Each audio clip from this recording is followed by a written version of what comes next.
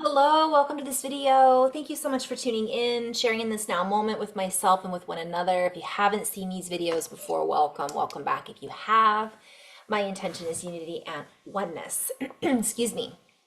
I want to talk a little bit about the energies of the now and go into a little flow with the guides. So, where to begin? I did a video the last video was just talking about us going back to 2019, and I wanted to kind of clarify. Our relationship with time seems to have shifted. Are you guys feeling that? I've had so many people reaching out, telling me about their time glitches or certain things coming up that, everything feels different. I had people say to me, we jump timelines.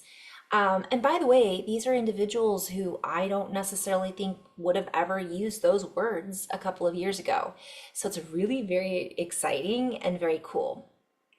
So, from my perspective, if you guys haven't watched Lee Harris videos, I would highly recommend that you watch his most recent one. I haven't finished it, I only watched part of it, but he was speaking to it's the March energy update. He was speaking to slowing down to speed up. And I think, if I'm not mistaken, I've written this down. I did a video that was basically stating the same thing. Granted, I have much less of a view than he does, but what I'm recognizing, and many of you might be recognizing this also, is it's a theme.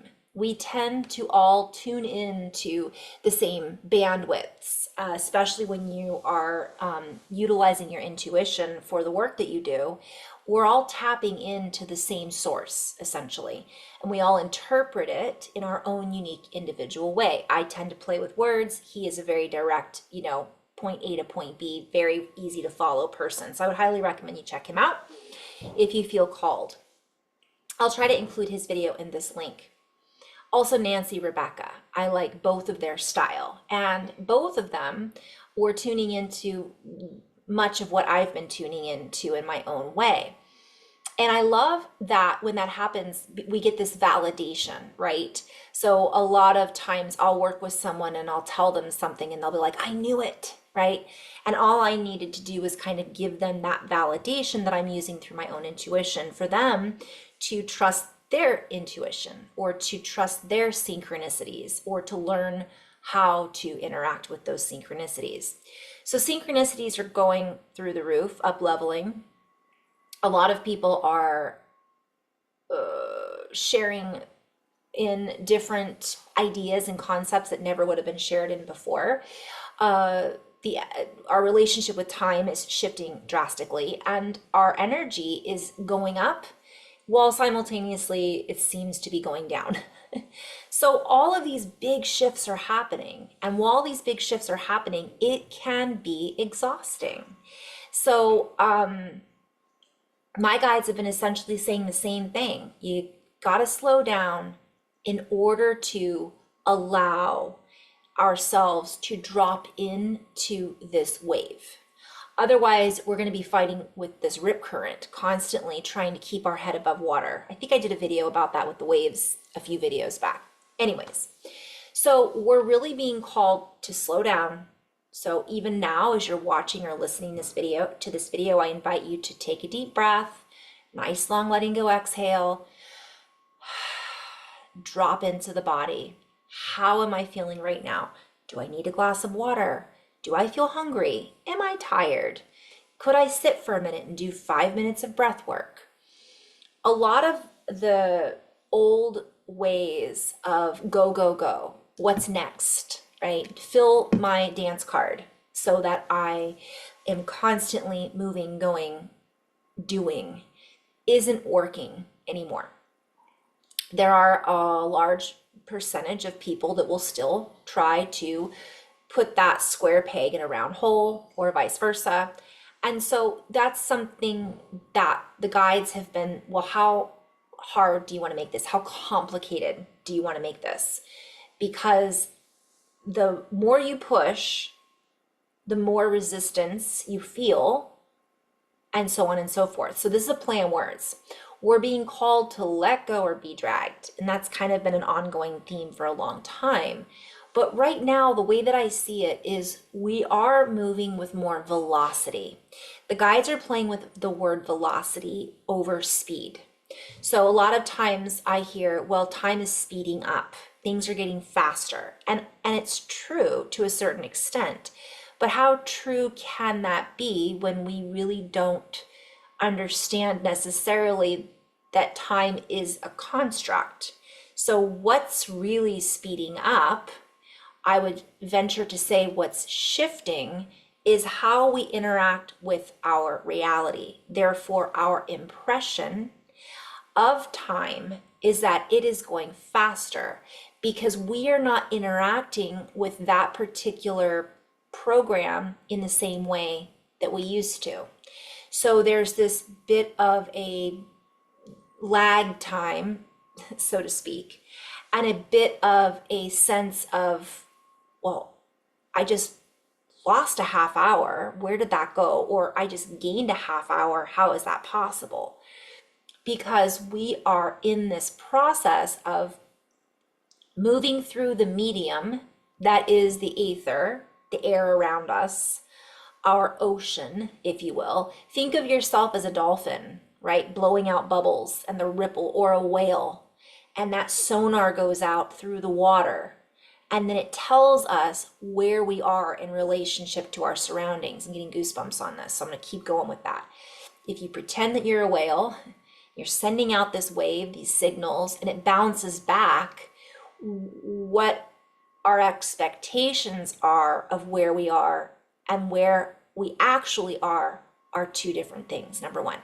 Number two, there's less viscosity, is the word that I'm hearing, in this medium than there was before. There's less density. I talked about in my previous video, we have more fluidity.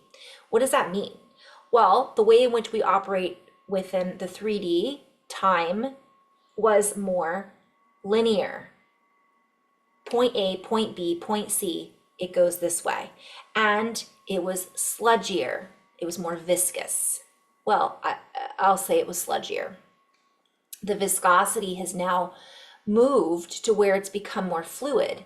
And that allows things to actually go smoother and faster than they did before. This includes our thoughts. This includes our interactions. This is the ripple effect that we as a human have within the template or structure of our reality.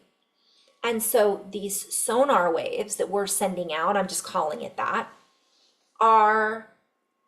they sound different. They travel farther. We're able to travel faster through this medium that is life. But we haven't quite grasped that yet, or are in a place of understanding. So it can feel almost as if we are very unsure of our footing. And so oftentimes people will, I lost the word, revert back to old patterns that are familiar, old habits that are familiar, to try to gain the footing that feels like has been lost. And that only works for a short period of time. And sometimes it doesn't work at all from my perspective. So oftentimes that really go, it isn't being supported right now because, again, the way that we are interacting with each other, with ourselves, with our cells, with reality has also shifted. So we're being called to reorganize, to take a breath, to slow down. So once we slow down, we can feel the velocity versus the speed. So sometimes we feel as if we're being pushed or pulled and we just can't seem to keep up, right? And so we burn the candle out at both ends. We end up burning ourselves out and our bodies go through a deep state of disarray. And that's a play on words. So I want to drop in and do a word flow with this because it's going to be a fun one for me, but I'm trying to keep it simple for those of you who just want kind of a basic overview from a woo-woo perspective, what's happening. So my guides were playing with this and basically saying it's not about the speed, it's about the velocity. So I want to play with that for a moment and invite you just to kind of feel into this. So if we look at speed, it's how fast something is going. And the way that my guides are saying is things have accelerated. And so of course that means from one perspective, things have sped up. They seem to have gotten faster. It seems like time is going by faster. But if you think about the word accelerate, it also means towards something. And I'm going to play with this briefly. So for those of you who know my videos, I play with words a lot because one of the things I think in my mission here is to really shift how we interact with language and how we utilize language to be more multidimensional. But I want to play with this because we hear this a lot. Well, time has sped up. Time has gotten faster. But what does that really mean? Well, speed, if you look at the etymology, a successful course, prosperity, wealth, good luck, fortune, advancement. Isn't that interesting? Because I never would have put that together with speed, right? Progress, to expedite, to accelerate the motion or progress of something. So it's not just about faster, right? And so that was something to keep in mind. The other word that came through was velocity. It has less to do with speed and it has more to do with velocity. So I wanted to look up velocity, and I'm just using the overview here from dictionary.com and the AI overview, which is good sometimes. Velocity is the speed and direction of an object's motion. Now I really want to play with this because what is motion? Movement, right? But it also means obviously process of moving, changing of place, continuous variation of position. Whew, I could play with this in such a fun wordplay here. So I'm looking at this as it's a continuation of a position, but it's changing the place of this position. So we've gone from one place to another. From my perspective, we could say we've made a huge dimensional shift, or we could say that we've jumped timelines. We could say that we're in a different frequency. We could say that we're in the age of Aquarius. Whatever it is that we want to label that's happened, it is our relationship. It is affecting our relationship with time and momentum. So this has to do with all of these keywords: momentum, time, motion, velocity, acceleration. And if we play with that word momentum, it's the quantity of motion of a moving body measured as a product of its mass and velocity. So I also see this as a play on words, meaning all of us as a collective, right? We're all these whales in the ocean, this pod, if you will, and we are having a cumulative effect on the quality, but also the directional force. Therefore, the speed or the directional force and momentum of how fast we're moving as a group, as well as individually. And this is measured by the product of the mass, the masses, and the velocity. And if we look at velocity, velocity is a vector quantity, which I'll get to later, maybe in another video. It is the speed and direction of an object's motion. So if the motion is movement and it's going from one place to another, it's not just about how fast we're getting there, it's where we are going. And we cannot recognize or notice that unless we slow down and notice where we're going, how we're feeling. And what I had channeled earlier was the subtleties are the keys. So the subtleties, if we are not noticing the subtleties, then we do not have the keys to unlock the energies that are moving us in this particular motion or wave of momentum or way of moving. It's an inner standing that we are being called to stop, slow down, and recognize so that we can reorganize and gather our forces in order to key into the particular unit of velocity and momentum that allows us to essentially create, connect, and chart our course moving forward. I know I said I was going to keep it simple, but essentially we're looking at this as an overview, and this has a direct impact on how we work within the units of measurements of time. I'm hearing the quantity of time.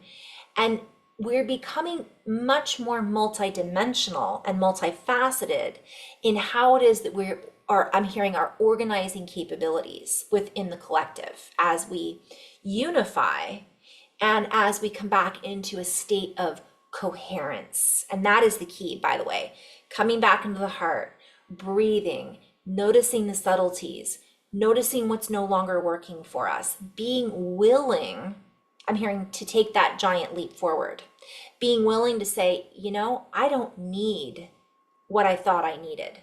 I now need this. And this may not be permanent. This might be temporary. And that's all right. So if I can stay in that accordance with myself, in agreement, in unification and oneness with that coherence, in that state of coherence, we travel faster together. We travel faster on this particular voyage, you might say. It allows us to reorganize our counterparts, our counterpoints, and to really, I'm hearing, travel along this surge of convergence. So there's a lot of energies that are essentially converging to give us this liftoff, so to speak. So, and I'm hearing still point. Ooh, boy. Okay. So we could play with that just for a moment, and I could just go into a little wordplay and say, unless we're still, we are not going to be sure what direction we're pointing towards, or that we're being pointed towards, or that is pointing at us. So it's all about us coming back into a still point so we can continually recognize our choice points as well. Because we're not going to necessarily make the proper choices if we're not noticing the subtleties that are being laid out in front of us to utilize at different times. And I know that's a lot of kind of multi-dimensional way of communicating this, but this is just how I roll. So I want to talk about what still point is in cranial sacral, because that's something I'm a huge proponent of.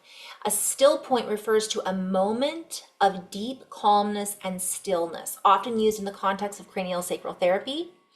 That technique induces a pause in the body's natural rhythms, allowing for relaxation and release of tension by gently resisting the movement of the cranial bones, ultimately leading to a state of profound calm and inner peace. There's more to this, but I'm really being called to play with this because this is symbolic of what we're being called to do at the individual level with our emotions, with our physicality, with our thought patterns, to find this coherent state, this still point, is so important for us to reorganize and not get pulled into a fractured template, but to pull us back into a unified temple. And when I say temple, the head, the body, our bodies are a temple. And I'm just reading from massagemag.com, which I think is a good resource for this. It says that it is widely believed that the CSR, so the cerebral spinal fluid, also, but the cranial sacral rhythm, so CSF and CSR. So It is widely believed that the CSR reflects the production and reabsorption phases of the cerebral spinal fluid. Okay. It's so interesting because it's like a wave, and it's good for neurological help. It's good for clearing out the system. It's good for the detoxifying.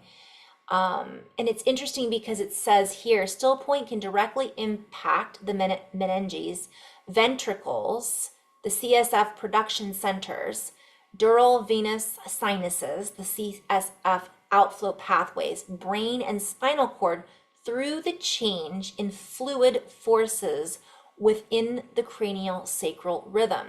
So I am basically seeing us as a collective coming into this still point. And it's almost this pause that allows us to shift the fluid. And this is a play on words. This is the plasma that is encapsulated not only within the body, but if you've ever seen, I'm being called to show a picture of, well, I'm going to say, I'm hearing time bending, but I'm also seeing the airbender. So if you've ever seen a picture of an object moving through space, and by the way, this is not literal because I know my whole concept of time is different than other people's, but let's just play with what we know. It'll show, let's say it's a sphere, it'll show this grid kind of bending around the magnitude or the force of the sphere, let's say the Earth, moving through the field, and it bends time. If some of us have seen wormholes, or just, I encourage you to kind of look all of this up because it's fun to get a visualization. But we are individually having that impact within the fluid,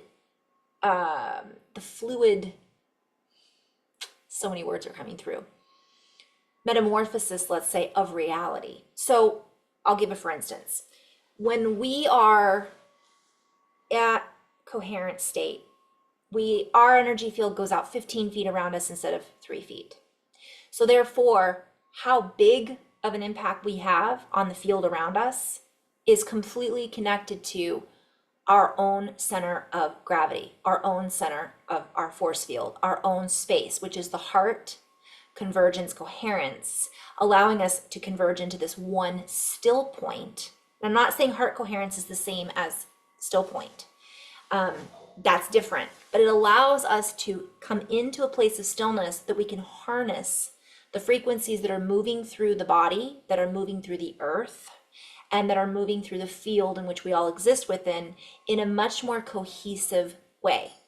This means that what we create in the future, more advanced science, more advanced and oneness, more better farming capabilities, all of that, it's an evolutionary jump is what it helps us to essentially receive.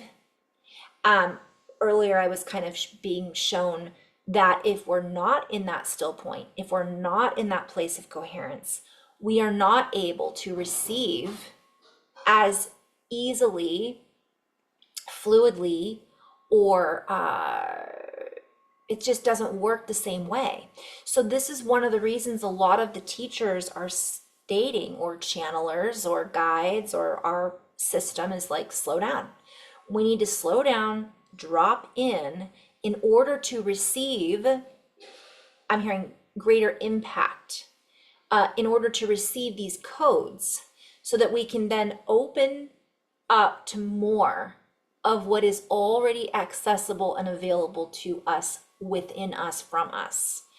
This is then shared as a collective resource.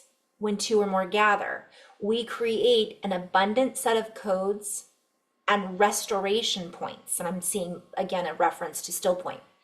It's like we create a collective still point and we have a greater impact, not only on one another, but our reality. I hope that makes sense.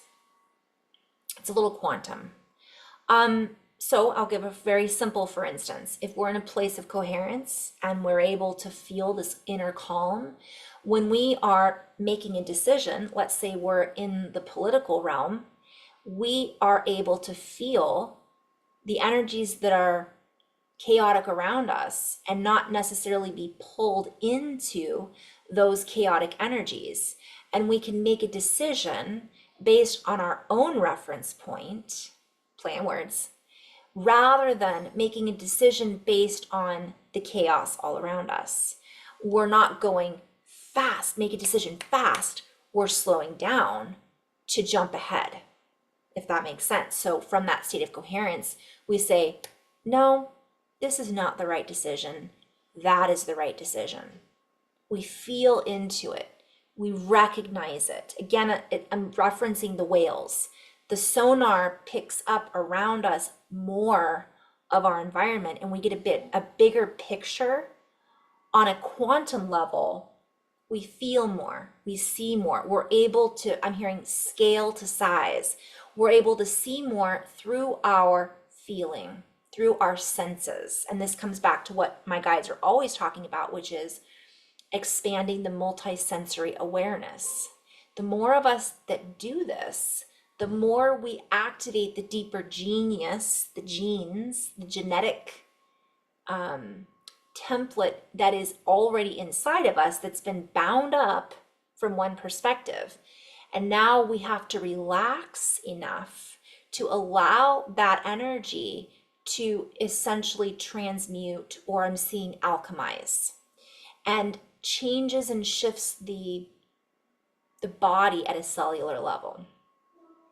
I hope that was understandable to a certain point. I think I'm just going to end with that. Maybe that could be just enough to kind of share what my guides are showing me as to what's going on. They're going back to velocity a little bit. So the average velocity is the change in position divided by the time it took to travel that distance. I'll come back to that. Velocity is different from speed because speed only describes how fast something is moving, while velocity also describes the direction of that motion. So again, oh, okay, I see why they're calling me back to that. So it's the direction of motion. What direction are we moving in? Where is our force being projected? Where are we being forced to move that is out of alignment with the still point objective, that is out of alignment with the coherent understanding? And so we are then able to recognize and avoid those pitfalls versus getting stuck because we are, I'm hearing, pushing against the tide, the natural tide that's happening, that we have access to, etc., etc. So back to what I was using as an example, let's say it's a political person, or let's say it's a leader of a big company, or there's a lot of important decisions that are needing to be made that are going to affect a lot of people. I'm going to use that as an example. Well, again, if we're in a place of coherence, we can make decisions based around that. And that in itself has a direct impact on the velocity or the direction of where that company is going, the direction of where that collective group, how they will be impacted. On a smaller scale, which is equally important, if we're in a place of coherence, how we're interacting with our fellow brothers and sisters has a direct impact on how they interact with their brothers and sisters, and so on and so forth. So it's this ripple effect. We're less likely to come to anger. We're less likely to hold on to rage or intense judgments. We were just having this conversation the other day where I was talking with a colleague, and they were like, well, we all judge. Of course, it's not like, oh, thou shalt not judge, or I'm not judging, but it's a human thing to have judgments. But it's very different when we start to realize that we're basing our life around our judgments of ourselves and others. And when we can come to that realization of when we are judging someone and recognizing if it's for our greater good or if it's not, that is where we can start to control the angle and essentially therefore the speed in which we're headed in that particular judgmental direction.